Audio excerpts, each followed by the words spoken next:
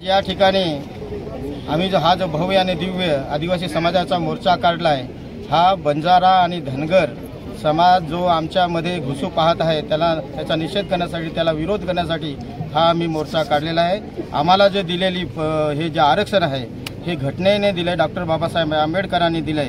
आमचा समाज हा मागासलेला होता आणि त्याला खऱ्या अर्थाने गरज होती इतर समाजाबरोबर आणण्यासाठी, आणि म्हणून हा आमचा हक्क आहे, घटनेने दिलेला आहे आणि त्याच्यामध्ये आम्ही कदापि घुसू देणार नाही।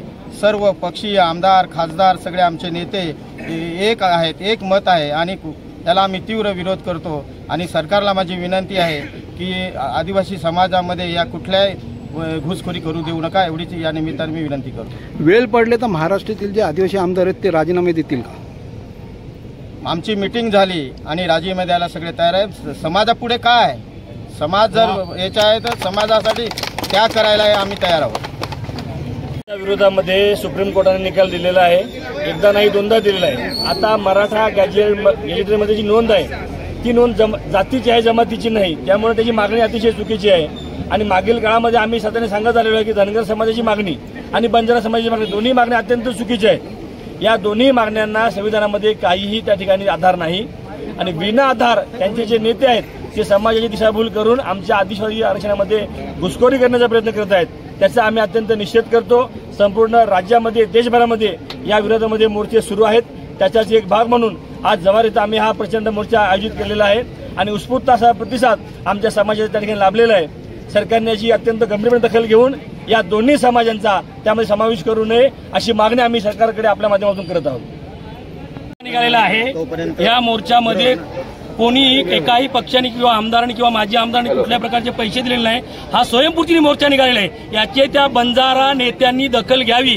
हे बंजारा जसे पाऊस पडतो आमच्या ठेकडा निघतात तसे निवडणुका आली का हे सगळे आरक्षण मागतात। ही धनगर आणि बंजारा आम्ही वेळीच कुठून टाकू हाच आमचा इशारा राहील। बंजारा समाज मुळात भारताचा नाही असा देखील आरोप काही ठिकाणी केला जातो, काय सांगाल याबाबत? बंजारा समाज हा भारताचा मूळ निवासी नाही असं सांगितलं जातं, काय सांगाल याबाबत?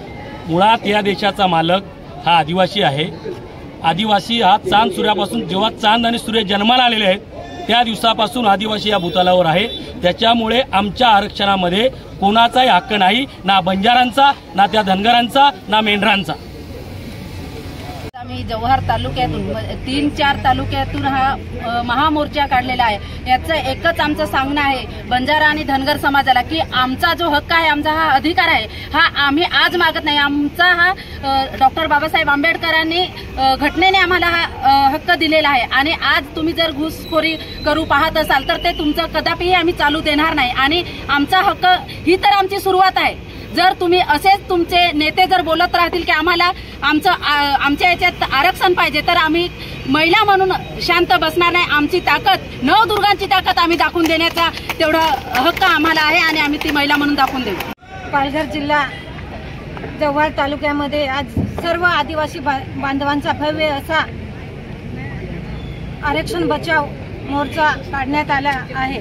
ह्या आरक्षण बचावामध्ये आमचे भारतरत्न डॉक्टर बाबासाहेब आंबेडकर यांनी आम्हा आदिवासी बांधवांना आरक्षण दिलेले आहे आणि ह्या आरक्षणामध्ये इतर समाजातील मग ते धनगर असतील किंवा बंजारा समाज असेल हा घुसखोरी करण्याचा प्रयत्न करतोय। आम्ही एकच आवाहन करतो ह्या बंजारा आणि धनगर समाजाला की आमचं आदिवासीचं आरक्षण हे कोणी छीनू शकत नाही, कारण आदिवासी होण्यासाठी आदिवासीमध्ये जन्म घ्यावा लागतो आणि आदिवासी नुसते खोटे सर्टिफिकेट घेऊन आदिवासी होता येत नाही, तर त्याच्यासाठी आदिवासी म्हणून जन्म घेऊन आदिवासी बनता येतं। आणि मी सर्व बंजारा समाज असेल किंवा धनगर समाजांना आवाहन करते, जर तुम्ही घुसखोरी करण्याचा प्रयत्न कमी केला नाही तर आमचा आदिवासी समाज हा शांत बसणार नाही आणि पुढे येऊन जशाचे तसं उत्तर देण्यास आमचा आदिवासी समाज हा पुढे राहील।